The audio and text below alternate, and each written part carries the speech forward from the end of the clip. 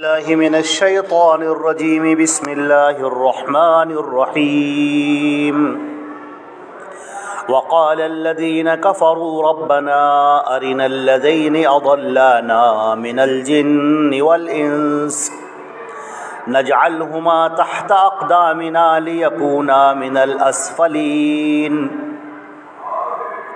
اور ان لوگوں نے کہا جنہوں نے کفر کیا کہ اے ہمارے پروردگار ہمیں دکھا دے ان لوگوں کو جنہوں نے ہمیں گمراہ کیا انسانوں اور جناتوں میں سے، تاکہ ان کو ہم اپنے پیروں کے نیچے رکھیں اور تاکہ وہ ذلیل ہو جائے، اسفل ہو جائے۔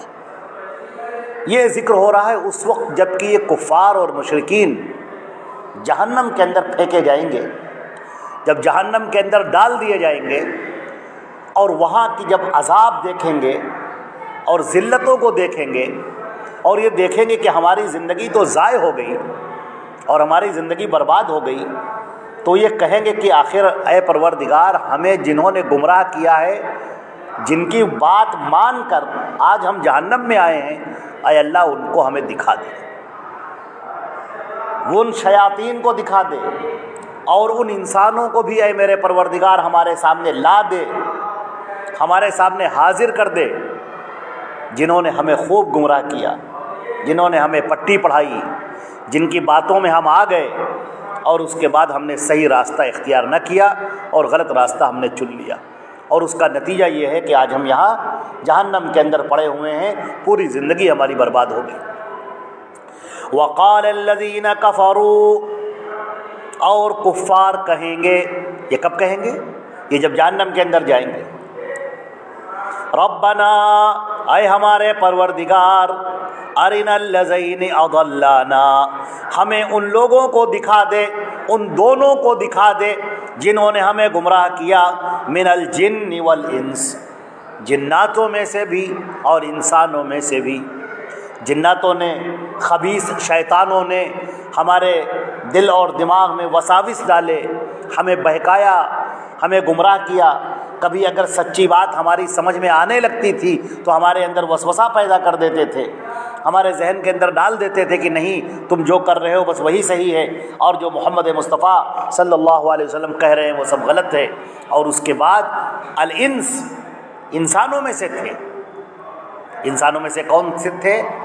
بڑے بڑے پروہت، جو اپنے اس وقت کے چیف اسٹین تھے، جو بڑے بڑے چیف بنے ہوئے تھے، جو قبیلوں کے سردار تھے، جو اپنے آپ کو علماء کہتے تھے، جو اپنے آپ کو درویش کہتے تھے، اور جو قبیلوں کے سردار کہلاتے تھے، ان لوگوں نے ہمیں گمراہ کیا اور کہا کہ اپنے باپ دادا کے طریقے کو چھوڑ کر ان طریقوں کو مت اختیار کرو، یہ سب گمراہی کا طریقہ ہے، اور تمہارے باپ دادا جس دین پر تھے وہ صحیح تھا۔ تو ہم نے ان کی بات مان لی، ان کی بات ہم نے مانی اور ہم گمراہ ہو گئے۔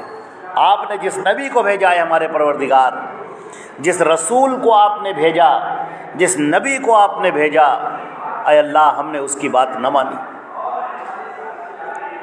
تو کہتے ہیں کہ اے ہم ربنا ارینا، اے پروردگار ہمیں دکھا دے۔ دکھا دے کا مطلب ہمارے سامنے حاضر کر دے۔ جہنم میں ان کو، وہ ہوں گے جہنم میں کہیں نہ کہیں پڑے ہوں گے، لیکن نہیں، ہمیں وہاں سے کھینچ کے ان کو یہاں لا دے ہمارے سامنے۔ نجعلہما تحت اقدامنا، تاکہ ہم ان دونوں انسانوں اور جناتوں کو جنہوں نے ہمیں گمراہ کیا، جن کی وجہ سے ہم جہنم میں آئے، جن کی وجہ سے ہم نے دین حق نہ پہچانا، جن کی وجہ سے ہم ضد اور ہٹ دھرمی کا راستہ ہم نے اختیار کیا، ان کو ہم اپنے پیروں تلے روند دیں، تحت اقدامنا، اپنے پیروں تلے ان کو ہم روندیں، ان کو ذلیل کریں، لیکونا من الاسفلین، تاکہ وہ ذلیل ہو جائیں، تاکہ ہمارے دل کو سکون ہو، ہم کو بھی سکون ملے کہ آج ان کی وجہ سے آج ہم یہاں آئے۔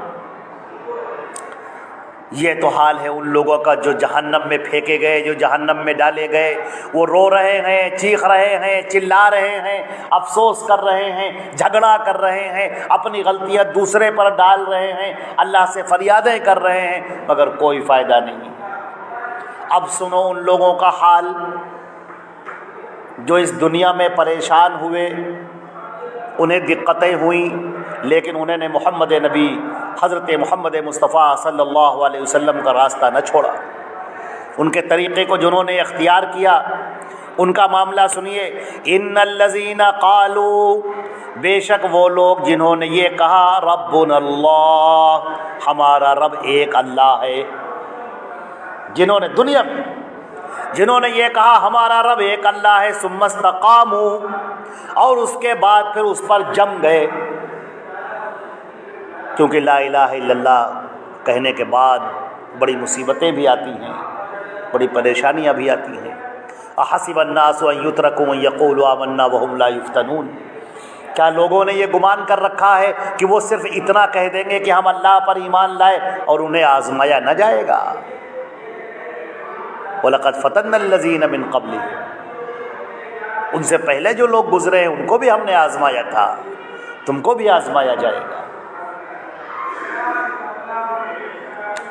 چو گویم لا الہ می ترسم، کہ دانم مشکلات لا ارادہ را۔ علامہ اقبال نے فارسی کا شعر کہا، چو گویم لا الہ می ترسم، جب میں لا الہ الا اللہ کہتا ہوں تو کانپ جاتا ہوں، تھر تھرا جاتا ہوں۔ می ترسم، کانپ جاتا ہوں، تھر تھرا جاتا ہوں۔ کیوں کانپ جاتا ہوں؟ کہ دانم مشکلات لا الہ را، کہ میں جانتا ہوں کہ لا الہ الا اللہ کہنے کے بعد کتنی مشکلات آتی ہیں، کتنی دقتیں آتی ہیں۔ یہ کلمہ کہنا یہ پھولوں کی سیج نہیں ہے، یہ خارزاروں پر چلنا ہے، کانٹوں پر چلنا ہے۔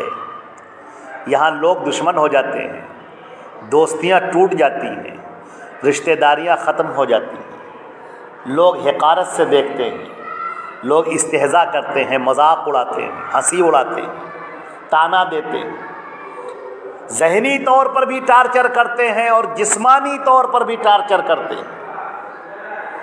اللہ کے نبی کو کیا کہہ رہے ہیں؟ آپ پاگل ہو چکے ہو، انک لمجنون، اے نبی، اے محمد صلی اللہ علیہ وسلم، تو پاگل ہو گیا ہے۔ کوئی کہتا ہے کہ یہ تو شاعری کر رہا ہے، کوئی کہہ رہا ہے ارے کوئی عجمی آ کر اس کو سکھا جاتا ہے، کوئی کہتا ہے اس نے اب کہانی قصہ گڑھ لیا۔ یہ کیا ہے؟ ذہنی طور پر ٹارچر کرتا ہے، ذہنی طور پر۔ اور جب آپ نکل رہے ہیں تو راستے میں کانٹے بچھائے جا رہے ہیں، آپ پر کوڑا پھینکا جا رہا ہے، آپ کو رسی سے کھینچا جا رہا ہے، آپ کو ذلیل کیا جا رہا ہے، آپ کے پیچھے اوباش لوڈے لگا دیے گئے ہیں، غنڈے لگا دیے گئے ہیں، جو آپ کے پیچھے پیچھے تالیاں بجاتے ہیں، چلتے ہیں، جب آپ کوئی بات کہتے ہیں تو کہنے نہیں دیتے، مذاق اڑاتے ہیں۔ اللہ کے نبی صلی اللہ علیہ وسلم کے ساتھ میں، اور حدیث شریف میں آتا ہے اشد الناس بلاء الانبیاء ثم الامثل فالامثل، سب سے زیادہ آزمائش میں گرفتار ہوتے ہیں انبیاء کرام، اور اس کے بعد جو ان کے راستے پر چلنے والا ہے، جو ان سے زیادہ قریب ہے۔ تو فرمایا ان الذین قالوا ربنا اللہ ثم استقاموا، بے شک وہ لوگ جنہوں نے کہا اللہ ہمارا رب ہے اور پھر اس پر جم گئے، ان کے پائے سوات میں جنبش نہ آئی، وہ لوہے کی لاٹ بن گئے، پتھر کی چٹان بن گئے، کسی طرح کا مذاق، کسی طرح کی تکلیف، کسی طرح کی ایذا انہیں ان کے راستے سے ہٹا نہ سکی، ان کے عقیدوں کو متزلزل نہ کر سکی۔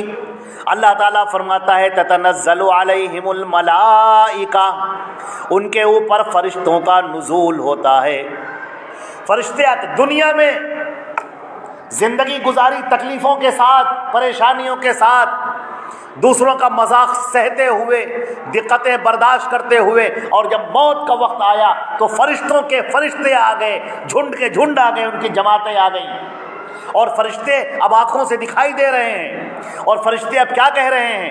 فرشتے کہتے ہیں اللہ تخافوا ولا تحزنوا، اب تم خوف نہ کرو اور غم نہ کرو، تمہاری دنیا کی زندگی پوری ہوئی، تمہاری آزمائش کی مدت پوری ہوئی، یہ تھکا ہارا جسم اس زمین پر چھوڑ جاؤ، یہ بیمار جسم یہیں پر چھوڑ جاؤ، یہ پریشانیاں، مصیبتیں، کلفتیں، ایذا، تکلیفیں سب اس دنیا میں چھوڑ جاؤ اور چلو اپنے رب کی طرف، اس کے انعام کی طرف۔ دیکھو تمہارے رب نے تمہاری ضیافت کا کیا سامان کر رکھا ہے، کیا تمہارے لیے مہمان نوازی کر رکھی ہے، کیا انعام تمہارے لیے تیار کر رکھا ہے۔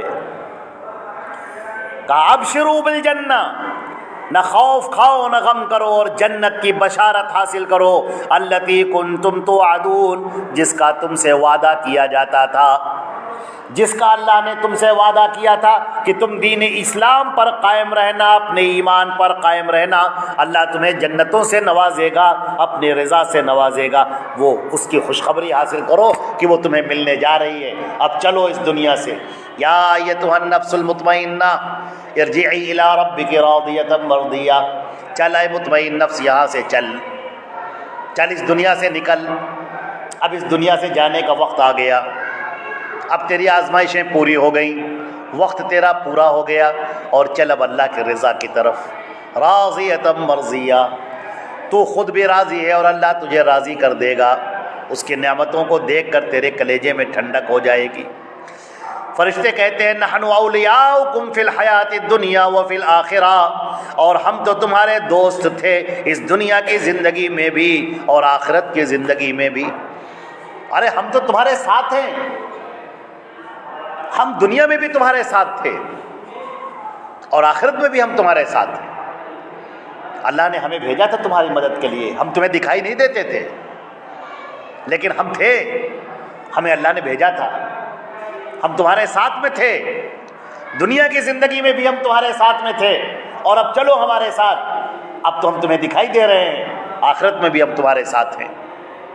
اللہ اکبر، فرشتوں کی معیت حاصل ہو رہی ہے، فرشتوں کا ساتھ حاصل ہو رہا ہے، فرشتوں کی رفاقت حاصل ہو رہی ہے مومنوں کو۔ اس ایمان کے کیا کہنے، کتنا بلند مرتبہ ہے اس ایمان کا، اور کیا کیا نہیں اللہ نے عطا کر دیا اس ایمان پر۔ صرف لا الہ الا اللہ محمد رسول اللہ کہنے پر اللہ نے کتنا عطا کر دیا۔ کاش کہ ہم اس کلمے کی حقیقت کو سمجھ سکتے اور اس کے تقاضوں کو سمجھ سکتے۔ اللہ تعالیٰ نے فرمایا کہ فرشتے یہ کہیں گے وَلَكُمْ فِيهَا مَا تَشْتَهِي أَنفُسُكُمْ، اور وہاں تمہیں جنت میں وہ سب ملے گا جو تمہارا دل خواہش کرے گا، وَلَكُمْ فِيهَا مَا تَدَّعُونَ، اور تمہیں وہ سب کچھ ملے گا جو تم مانگو گے، تدعون جو تم چاہو گے، جو تم مانگو گے، جو تم مطالبہ کرو گے، جو تم کہو گے، سب دیا جائے گا۔ اللہ کے ہاں کوئی کمی نہیں ہے، تم جو مانگو گے وہ سب دیا جائے گا، اللہ تعالیٰ تمہیں خوب عطا کرے گا۔ نزلا من غفور الرحیم، اور یہ مہمان نوازی ہوگی اس ذات باری تعالیٰ کی جانب سے جو غفور الرحیم ہے، گناہوں کو معاف کرنے والا اور اپنے بندوں پر رحم کرنے والا ہے۔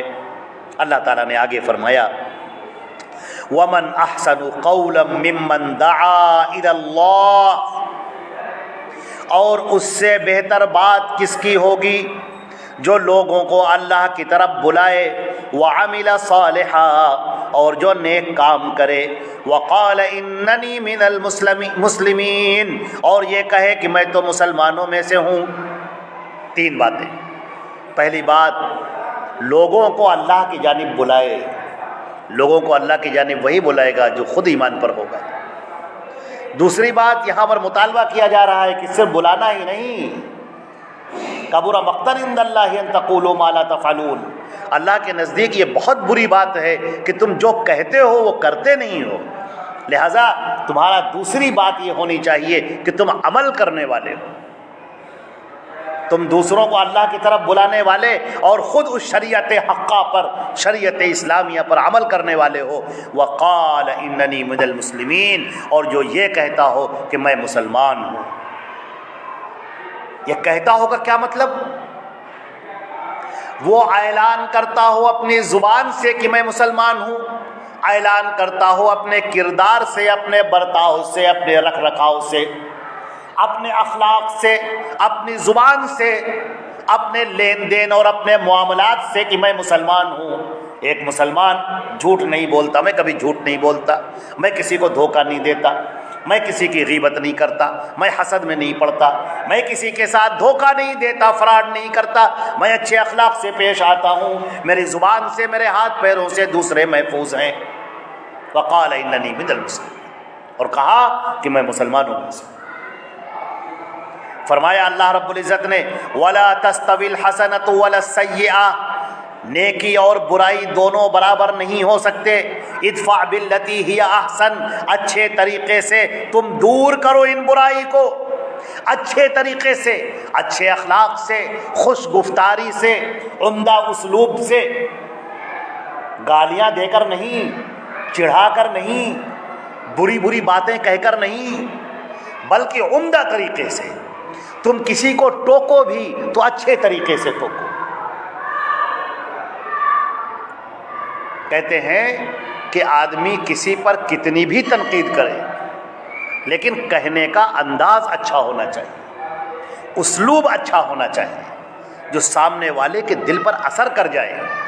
تو اللہ تعالیٰ نے فرمایا کہ اگر تم اچھا اسلوب اختیار کرو گے، عمدہ طریقہ اختیار کرو گے، خوش گفتاری اختیار کرو گے، فَإِذَا الَّذِي بَيْنَكَ وَبَيْنَهُ عَدَاوَةٌ، تو تم دیکھو گے کہ تمہارے درمیان اور اس کے درمیان جو دشمنی تھی، كَأَنَّهُ وَلِيٌّ حَمِيمٌ، وہ تمہارا پکا دوست بن گیا، وہ تمہارا گہرا دوست بن گیا. وَمَا يُلَقَّاهَا إِلَّا الَّذِينَ صَبَرُوا، مگر یہ چیز عطا ہوتی ہے انہی کو جو صبر کی راہ اختیار کرتے ہیں. وَمَا يُلَقَّاهَا إِلَّا ذُو حَظٍّ عَظِيمٍ، اور یہ چیز دی جاتی ہے انہی کو، یہ چیز عطا ہوتی ہے انہی کو جو بڑے قسمت والے ہیں. خوش گفتاری، اچھے اخلاق. لہٰذا اللہ کے نبی صلی اللہ علیہ وسلم دعا بھی مانگتے تھے، اللہم اہدنی لأحسن الاخلاق فلا یہدی لأحسنہا الا انت، یا اللہ مجھے اچھے اخلاق عطا فرما دے، اس لیے کہ اچھے اخلاق کی طرف تو ہی رہنمائی کر سکتا ہے. آج ہم لوگوں کے اخلاق بہت بدتر ہو گئے ہیں، بہت برے ہو گئے ہیں. کبر، غرور، نخوت، گھمنڈ، بد زبانی، بد گوئی، حسد، زبان درازی، عیب جوئی، یہ عادتوں میں داخل ہو رہا ہے. ہماری مجلسیں غیبتوں سے خالی نہیں. ہمارا معاملہ یہ ہے کہ جب ہم 4 لوگ بیٹھتے ہیں تو کسی تیسرے کی، پانچویں کی برائی کرتے ہیں، بیٹھ کے اس کی غیبتیں کرتے ہیں. اپنے گریبان میں جھانکنے کے بجائے ہمیں دوسرے کی برائیاں نظر آتی ہیں. تو یہ بد اخلاقی، بے کرداری، بد عملی، اس سے ہمیں نجات پانا ہوگا اور اس کے لیے ہمیں اللہ سے دعائیں کرنی ہوں گی. تو آج یہیں پر روکتے ہیں آیت نمبر 35 تک، انشاءاللہ اس کے آگے پھر درس ہوگا.